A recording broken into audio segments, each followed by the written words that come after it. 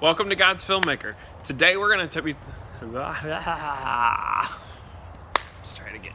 With everybody being stuck at home, all kinds of people are live streaming right now. Not just churches and preachers, but even people doing worship from their homes. I thought maybe I could use a little bit of the knowledge that I have to talk about how we can improve our live stream. So I'm going to go in this shed right here and try and make it look good and sound good for a live stream using just my phone and some lights and a few different things to make things look better. So if you're interested in making your live stream look good, come along with me. Here we are, and as you can see, this is a nightmare. The lighting on my face isn't good, the sound isn't good, and so we're gonna begin one by one tackling a few issues that will help us have a better stream. And the first thing we're gonna start with is audio.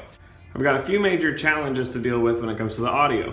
The first is this hard floor. That's gonna bring a lot of echo up when we talk. The second is the door that's gonna be directly in front of me. The good news is having it closed keeps out some of that outside sound. But as you can hear from the tin can we're in, when you're speaking directly into a reflective surface, it bounces back. Probably the absolute worst thing we're gonna have to contend with is this giant hole over my head in the ceiling.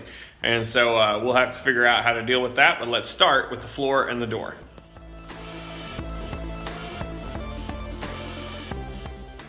I think we'll find that this has done a lot for our sound already. Because I'm talking directly into an absorbent material, there's not as much of my voice bouncing back. And because if I look down, I'm also talking into an absorbent material, there's not as much bouncing up. So really the only challenge we have left is this overhead part of the roof. And I want to see if it will actually help to begin with if I just move back a little bit under this overhang. I don't know if that'll make it better or worse, so let's give it a try. Mic check, test 1, 2. Mic check, test 1, 2.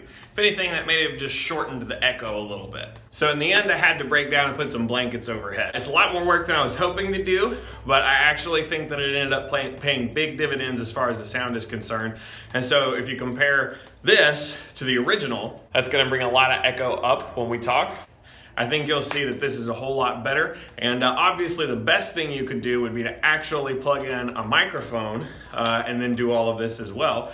But since we're kind of working with limited means here, we're gonna go with just the audio off the phone, which is probably all that a lot of you have. Just for the record, I'll put a link in the description below to a little lapel mic that you can buy if you just want to plug straight into your phone, and it's less than $30, I think. And from what I've heard, it works great. Now let's move on to my favorite subject, which is lighting. Lighting is how you can really make your image look a lot nicer. There are all kinds of ways to light someone, but this video is about getting the best look you can quickly for basically somebody who's never done it before. So we're gonna just deal with some very basic principles and just basically say do this, this, and this. Let's get started. First off, you're gonna wanna turn off all the lights in your space.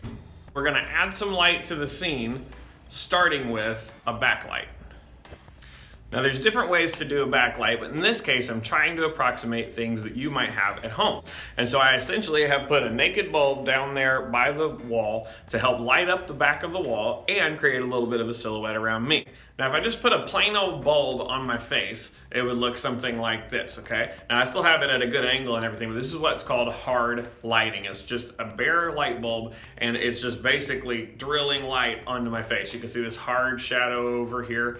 And so this is about the right angle that you want the light at. You don't want it straight on. You want it to about a 45-degree angle to your side, but this isn't a very soft light, so it's not a very flattering light. This is shooting through 2 layers of diffusion. As you can see, the shadow around my nose is a little bit softer, and just in general, this light is a little bit more pleasing. But this is where I ran into my first problem. And depending on where you shoot and what kind of bulbs you're using, it may not be that big of a problem. But my phone is having the hardest time figuring out what's called the white balance. Basically, it's having a hard time figuring out what color is white, and so whether my skin should be blue or orange or pink. And if you watch closely, you can see it's just changing colors. You usually aren't able to access manual settings when you're streaming live. So far, the only way I've found to fix this problem is to put something white in the frame with you. You could have a big white picture in the background, you could have a white shirt on, something like that, but it tells the camera what color white is so that everything's in correct white balance. So what are some other things that you can do to make it look better? You could shoot into a corner like this,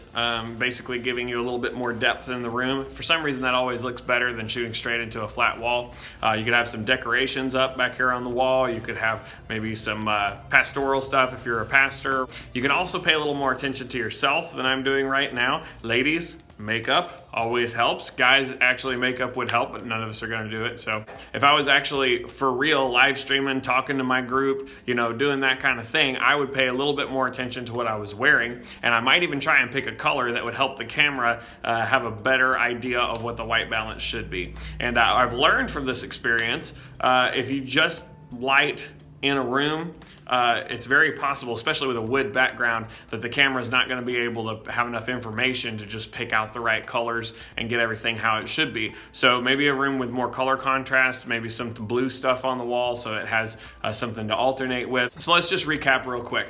Number one, you want to try and keep your audio from echoing all over the place. Use a mic if you can, but if you don't have access to some kind of a mic that can plug into your phone, then you can basically just set up, like I did, a cubicle, if you will, of sound dampening material. Number two, you want to set up some light. You want a backlight to light the background. You want a key light to light your face, and you can bounce a little bit of light like I'm doing right here if you want to. And you may have to fiddle with it and play with it because of the automatic settings on your phone. Finally, number three is just make sure you pay attention to how you're dressed, how you're looking. If I was to go spike my hair, put on some better clothes, and put some stuff on those back walls, maybe a little bit more lighting, it would look much better, much nicer, and a lot more full. Anyway, that's it for today. Get out there and go live.